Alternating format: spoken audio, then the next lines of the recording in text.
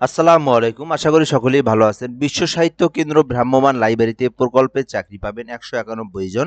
অর্থাৎ ১৯১ জনের নতুন একটা নিয়োগ বিজ্ঞপ্তি প্রকাশ হয়েছে।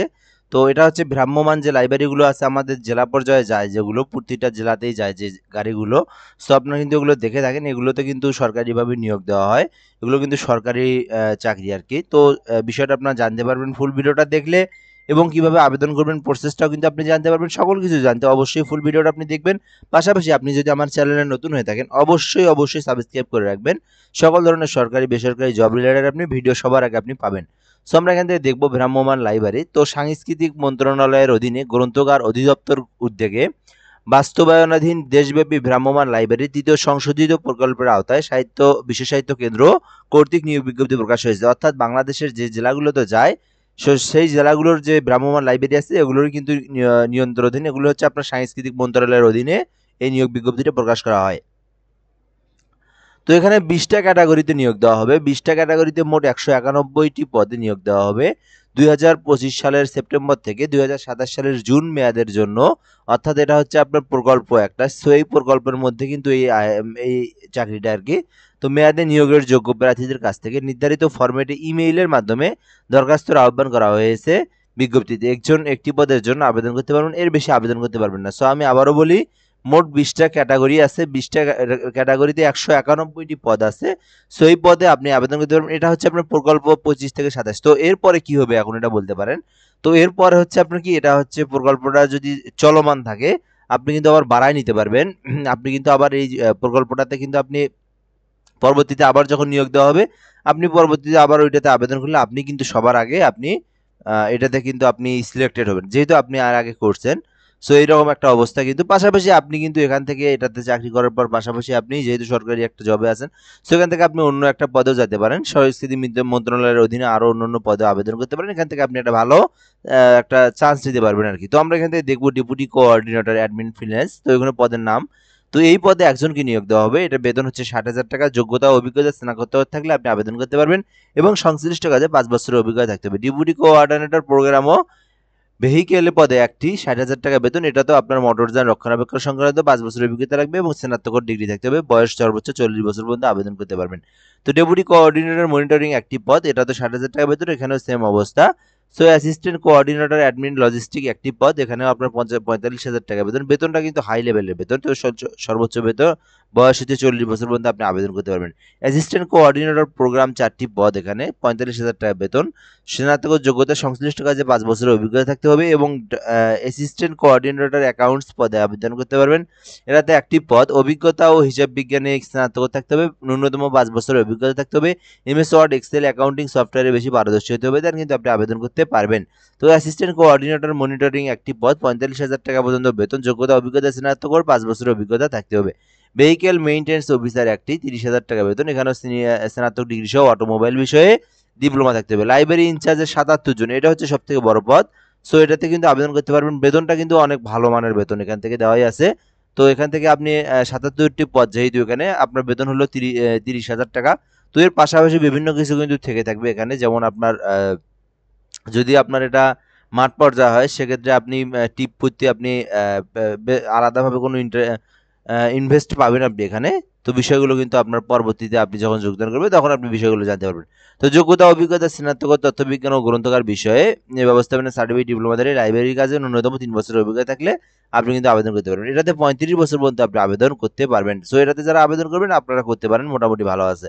এরপর দেখবো এখান থেকে অ্যাডমিন অফিসার একটি ৩০,০০০ টাকা বেতন। আপনার এখানে স্নাতকের বিষয়ে ডিগ্রি থাকতে স্নাতক থাকতে হবে এবং ন্যূনতম ৩ বছরের অভিজ্ঞতা থাকতে হবে এবং বয়স হচ্ছে ৩৫ বছর পর্যন্ত আবেদন করতে পারবে। লজিস্টিক অফিসার পদে একটি ৩০,০০০ টাকা বেতন। অ্যাকাউন্টস অফিসার পদে দুটি ৩০,০০০ টাকা বেতন।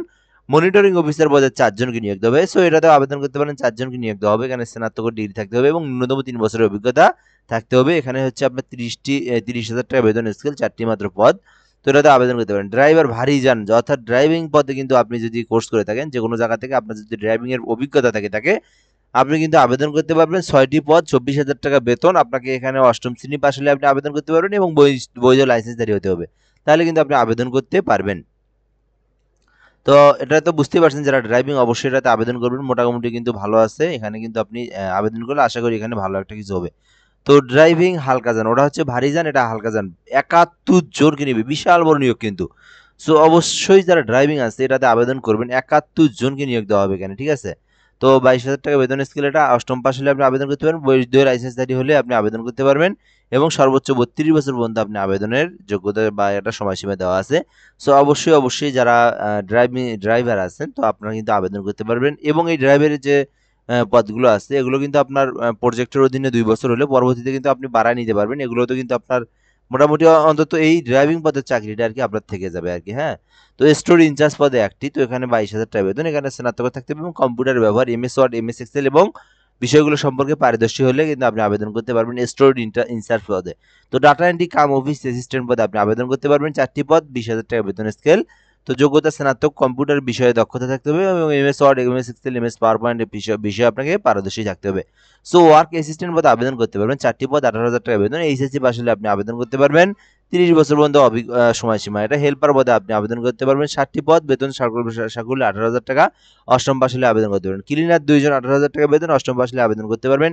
আবেদনের শেষ সময় হচ্ছে আপনার ৩০শে আগস্ট ২০২৫ সাল, অর্থাৎ আপনার আজকে ২১ তারিখ, আর মাত্র ৯ দিন আছে। এর মধ্যে আপনাকে আবেদন করতে হবে এবং আবেদনের নির্ধারিত সফট PDF, MS ওয়ার্ড, বিশ্ব সাহিত্য কেন্দ্রের ওয়েবসাইট www.hskbd.org এখান থেকে ডাউনলোড করে MS ওয়ার্ড ফরম্যাটের ছকটি যথাযথভাবে পূরণ করে ফাইলটি নিজের নামে সেভ করে আবেদনকারীকে নিজস্ব মেইল আইডি থেকে এখান থেকে কেন্দ্র hrm@gmail.com এই মেইল ঠিকানায় পাঠাতে হবে। তো আমি বিষয়টা এখান থেকে দেখে দেবো। এখান থেকে আপনার এই যে দেওয়া আছে এখানে নিয়োগটা। সো আপনারা এখান থেকে দেখে দিতে পারেন। বিষয়টা এর থেকে আমি একদম সম্পূর্ণ সুন্দরভাবে বলে দিয়েছি। এখন এখানে আবেদনের প্রসেসটা আমি বলে দেই।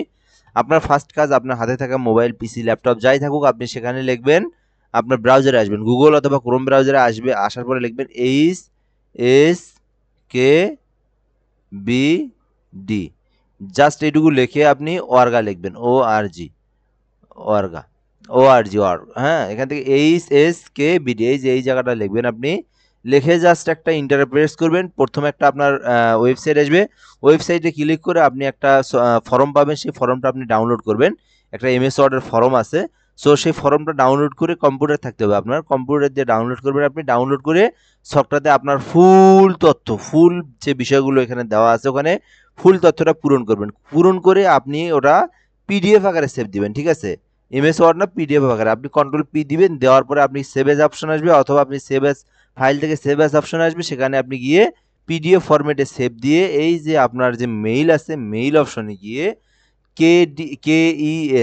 KENDRO কেন্দ্র HRM@gmail.com এই ঠিকানায় আপনি বা এই মেইলে আপনি PDFটা অ্যাটাচ করে এই মেইলটাতে আপনি দিয়ে আপনি আপনার বিষয়টাকে আপনি পাঠাবেন। আপনার সিভিটাকে পাঠাবেন। দেন কিন্তু আপনাকে যখন প্রয়োজন হবে তাদের, যখন SMS আসবে, সো আপনাকে কিন্তু আপনার ওই মোবাইল নাম্বার বা আপনার হচ্ছে ইমেইলে কিন্তু আপনাকে ডাকা হবে এবং আপনি কিন্তু তখন বিষয়টা কিন্তু আপনি জানতে পারবেন এবং আপনি এখান থেকে আপনি কিন্তু বিষয়টা কিন্তু আপনি তাদের সাথে কিন্তু কথা বলে বা তারা যে প্রসেসে নিয়োগ পদ্ধতি দেয় সেই প্রসেসে কিন্তু আপনি নিয়োগ দেওয়া হবে আরকি আপনাকে।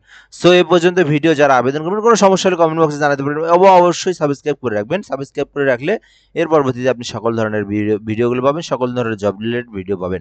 সো অবশ্যই সাবস্ক্রাইব করতে ভুলবেন না। সো আজকের ভিডিও পর্যন্তই। ধন্যবাদ, ভালো থাকবেন। কোনো সমস্যা হলে কমেন্ট বক্সে জানাবেন।